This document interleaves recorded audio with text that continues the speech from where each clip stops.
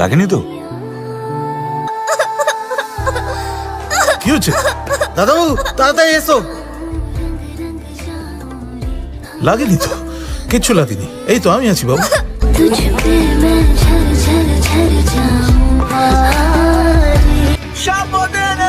চিনিস মেয়েটাকে?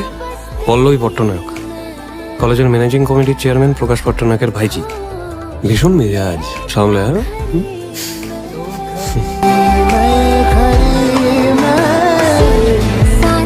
বুঝিয়ে দাও। ক্লাসে বোঝাই? আমি যখন ছোটবেলায় কিছু বুঝতাম না, আমার বাবা আমাকে খুব সুন্দর একটা জায়গায় নিয়ে গিয়ে সবটা বুঝিয়ে দিত। আমি তো তোমার বাবা নই। সে তো আমিও আমার ব্যবহার পেতে অভ্যস্ত নই। কেমন ব্যবহার? এই যে এত কেয়ারিং।